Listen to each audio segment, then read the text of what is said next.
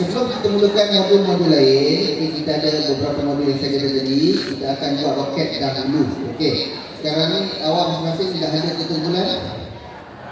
Saya anggap yang duduk depan kali itu ketua bulan boleh?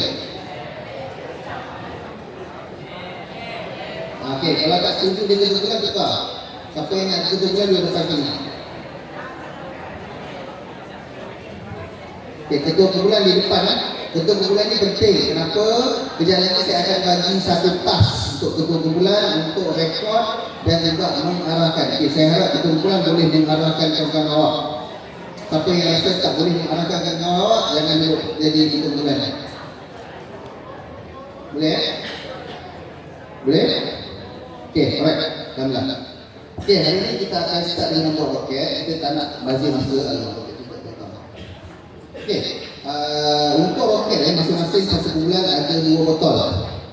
Cukup 2 botol? Okey. Botol tersebut ada 2 Satu botol kita akan potong, satu botol jangan potong. Okey. Kenapa? Kalau awak potong nanti roket itu tak boleh terbang. Okey, jangan potong. Siapa yang pernah buat beritahu lah. Dia satu roket untuk kita pump dalam dia, so that kalau ada awak potong sikit pun dia akan pecah, akan bocor.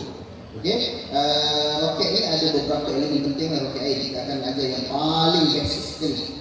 So, roket ni akan ada kepala, dia akan ada sirip.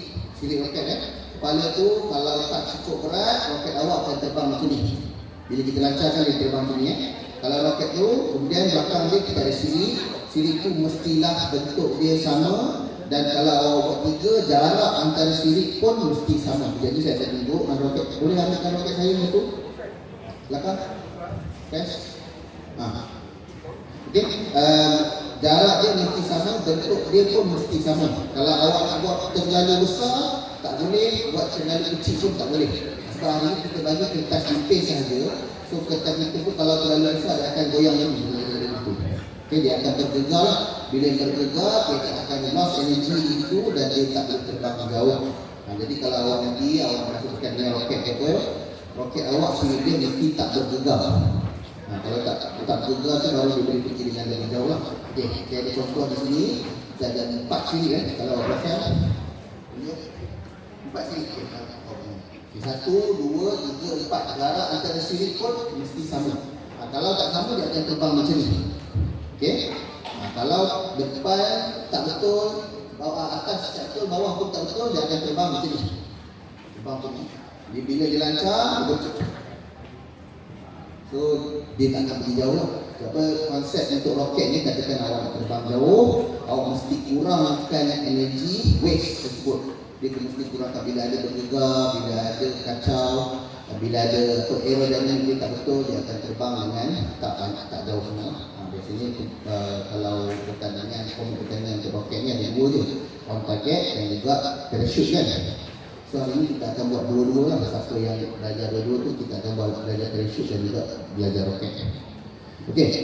Nanti untuk modul-modul lain tu awak punya tu akan terangkan. Cuma hari ini kita akan start dengan roket. Okey.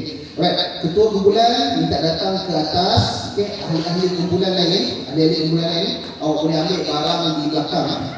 Ahli kumpulan lain 2 orang. Wakil kumpulan akan pergi ke belakang ambil barang. Awak ambil kasasi, gunting, manual roket dan lain-lain. Okey. Boleh bergerak sekarang 2 orang saja. 2 orang pergi ke belakang, ketua kumpulan ambil slip. Slip. Di sini, kertas ni. Kertas ni ada dekat belakang juga. So ketua kumpulan dan juga 2 orang wakil ambil barang di belakang. Dan selepas itu awak akan pecah-pecah di dalam dewan ni, mana-mana awak duduk suka hati, awak boleh start buat roket. Okey, boleh? Boleh ramah? Sekarang.